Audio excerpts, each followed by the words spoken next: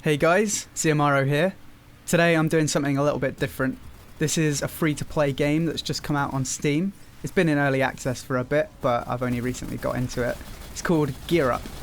I've noticed that there's a real lack of beginners builds out there, and when I was starting I was trying to look around to see which parts I should be buying, but in the end I ended up paying the £14 or whatever it was and just unlocking everything. So I've been experimenting with builds and seeing what works the best for me, and I've decided to put 3 of them together and show you guys, so if you're starting out in the free to play, then you have a pick of 3 different ones that might work for you. First up we have the one that I'm showing at the moment. I've called this one Tanky Bot. You could make it tankier still, but I've come to the conclusion that speed is better than armor.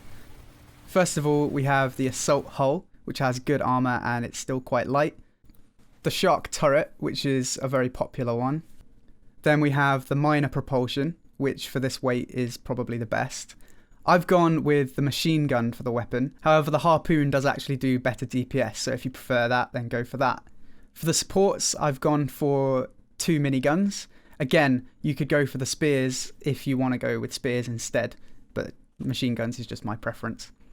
If you want something really easy to start out with, I'd say this is probably the one to go for, as it's got a good balance of tankiness and speed.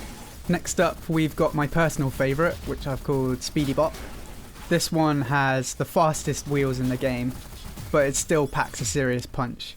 It's a bit light on armour, but it makes up for that in speed. So I'd say this one's a little bit harder to play, but it's a lot more rewarding and fun once you've got the hang of it. The aim is to just be impossible to hit, just be unpredictable as possible, and never stay in one place. First of all, we have the airliner hull, and then for the turret, I've switched to the Sputnik. I did use the UFO one before, but I found that the Sputnik's increased rotation speed helped a lot. Then we have the Kart Wheels, the most important part of all. These are the fastest propulsion systems in the game. And then I've gone with the miniguns again. You can use the spears if you prefer, they do better DPS, but it's just my preference. But most importantly, on the other support slot, you need to put an anti-gravity device. This allows the acceleration of the go-kart wheels to be a little bit better by decreasing the weight of the vehicle. For the main weapon, I've gone for the machine gun. Again, you could go with a harpoon if you prefer, the DPS is better. Or you could go with like a shotgun and a spear, or flamethrowers, it's really up to you. Finally, we have the little wildcard build, which is kind of interesting. I've called this one Jump Bot, as it has the jump boosters. It's a really annoying thing to deal with, because you basically just jump up and down and fire this dragon cannon.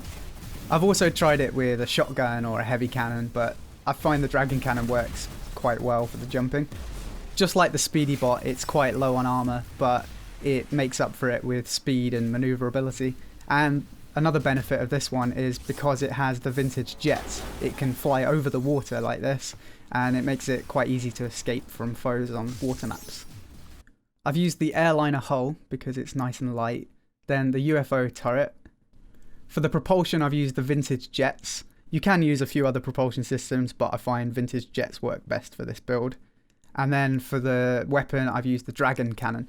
I've also tried using the shotgun, which can work quite well, but the dragon cannon has a better fire rate and it has a nice blast radius, which is pretty good. And finally, we have the jump engine, which gives the build its name. I wouldn't say this is the most viable of all the builds, but it's a lot of fun. Also, some weapons have a lot of trouble hitting this thing, so it's not without merit. Anyway, I hope the tutorial has been helpful to some of you. If you haven't played the game yet, then it's definitely worth a try because it's free to play on Steam. If you have any questions, just leave a comment, and if you enjoyed the video, then don't forget to click subscribe. But until next time, cheers!